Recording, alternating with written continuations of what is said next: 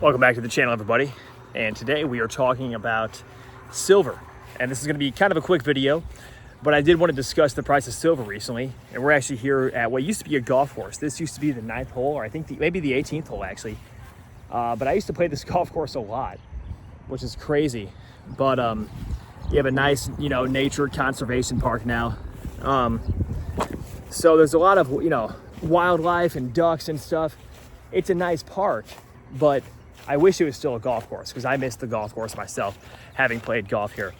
But nonetheless, if we're talking about silver, silver has been doing well, not as well as gold, but I think it's going to pick up steam.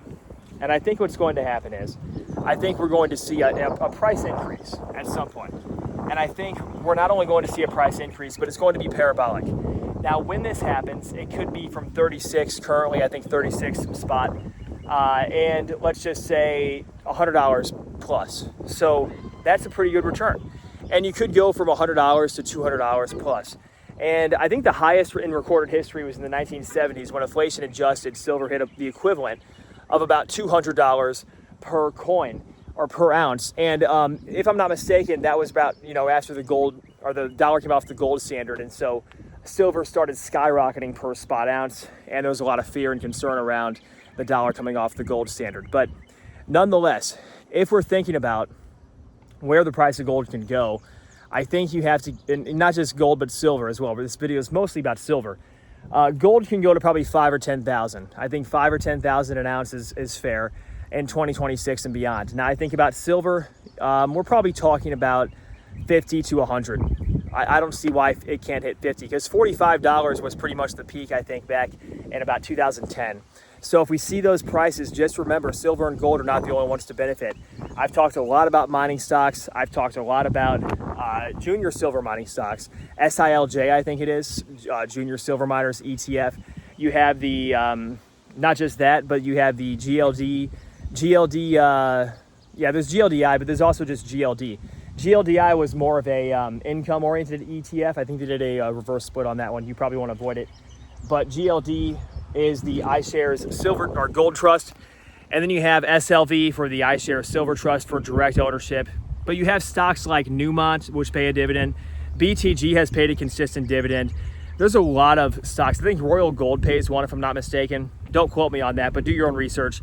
There's a lot of stocks out there that not only pay dividends, but also, like if you think about Rio Tinto, not just gold and silver, but also copper mining. If you think about resource extraction, just in the long term, I'm bullish on it. I don't see why not.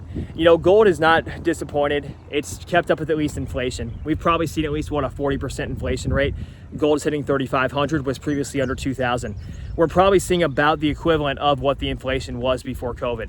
It seems about right. And I don't see why not, right? So gold and silver are, fine. But if you want to get income, or if you want to earn an income on gold and silver, or have some leverage in terms of the price as well, potentially, then you can look at junior miners, you can look at mid-tier miners, and also senior miners. And it just depends on your risk tolerance and your investing goals. That's the main thing. So always remember, develop a plan based upon those goals. Develop a plan based upon what you're trying to achieve. And when you're doing that, you're going to be able to come up with a plan that will most beneficially suit you in the long term. And that's ultimately the goal, right? That's what we want to do. So I would always remember that when you're thinking about your long-term goals, that's kind of the focus. And that you always want to remain hyper-focused on those long-term goals and make sure that's really where you want to go, because that's how you can readjust your portfolio on the back end. So, although I have a finance degree and I've worked previously in financial services, I'm not your financial advisor.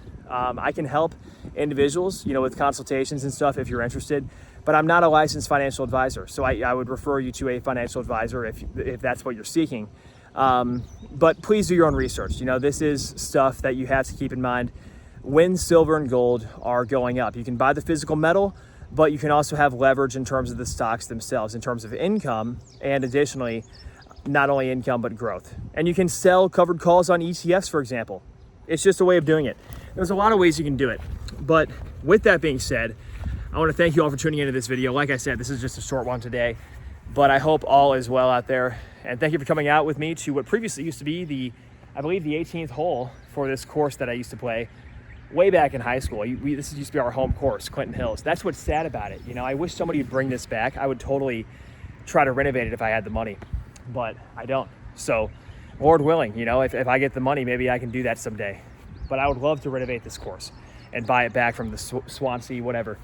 You know, it used to be such a nice course. It really did. And you had some nice homes in the background there. You know, there's a lot of nice homes back there. And you get it back there, I think, on one of the back holes. I forget which one it is, but like number 5 or 6. And you'd see all those nice homes when you're playing golf. You just couldn't go wrong. And it felt good. It was a nice course. It was just a really nice course. And it was well kept. They had good maintenance for a long time. It wasn't very expensive either. And, you know, if somebody brought that back, I think it'd be very popular. But let me know what you guys think in the comments down below. And with that being said, thanks so much for tuning in, and we'll see you in the next one. Take care.